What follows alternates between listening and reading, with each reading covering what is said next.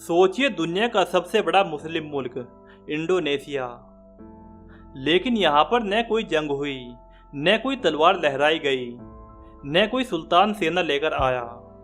फिर कैसे सुमात्रा के तटों पर लहरों के साथ, जावा के बाजारों में खुशबुओं के साथ लोगों के दिलों में ला इलाहा इल्लल्लाह उतर गया।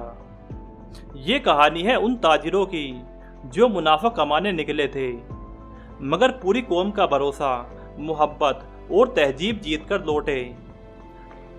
आज हम आपको ले चलेंगे 7वीं से 8वीं सदी के उस सफ़र में, जहां अरब ताजिर सिर्फ कपड़ा, मसाला और इत्र नहीं लाते थे, बल्कि वो अपने साथ लाते थे ईमानदारी, इंसानियत और सच्चे अखलाक का तोहफा।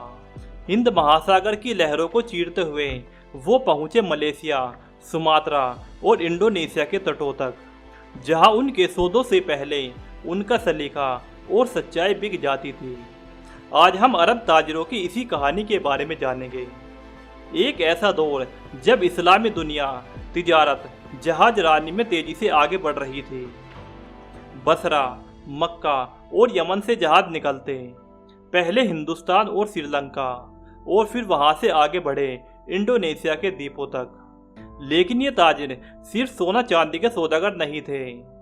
वो बाजार में सिर्फ माल नहीं, भरोसा तोलते थे। ना झूठ, ना धोखा, ना तोल में कमी, न वादे से मुकरना।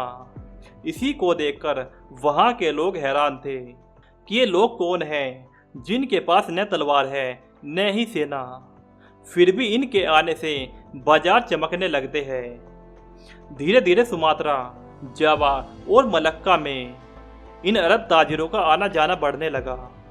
उनकी जिंदगी का हर पहलू, सच सलीका, साफ गोई लोगों के दिलों में उतरने लगा। 9वीं सदी आते आते यहाँ पर लोग बड़ी संख्या में इस्लाम अपनाने लगे। 13वीं सदी तक यहाँ पर इस्लामी सल्तनतें बन गई थी, जो तलवार नहीं बल्कि तिजारत, तहजीब और इल्म की नींव पर खड़ी थी। जब वहाँ के राजा और अमीर मुसलमान बने, उन्होंने सिर्फ मस्जिदें नहीं बनवाई, बल्कि मदरसे और मकातिब भी बनवाए। इस्लाम वहाँ पर सिर्फ दीन नहीं, बल्कि इल्म, इंसाफ का पैगाम लेकर पहुँचा। क्या आप जानते हैं, इंडोनेशिया की कुछ सबसे पुरानी मस्जिदें पूरी तरह से लकड़ी से बनी है। न गुम्मद, न मीनार, लेकिन उनमें इस्लाम की असल रूह मौजूद है। इससे पता चलता है कि इस्लाम वहाँ की लोकल तहजीब से टकराया नहीं, बल्कि उसमें घुलकर उसका हिस्सा बन गया। ये कहानी हमें सिखाती है कि इस्लाम सबसे तेज तब फैलता है जब वो सिर्फ लफ्ज़ों से नहीं, बल्कि अमल और अखलाक से जिया जाए। तिजारत एक बहाना थी, लेकिन भरोसा, इंसानियत और सच्चाई ने लोगों के दिल फातह कर लिए। अगर ये कहानी आपके दिल को छू गई है तो इस वीडियो को ज़्यादा से ज़्यादा शेयर करें, ताकि और लोग भी जान सकें कि इस्लाम की सबसे बड़ी जीत तलवार से नहीं, दिल से होती है।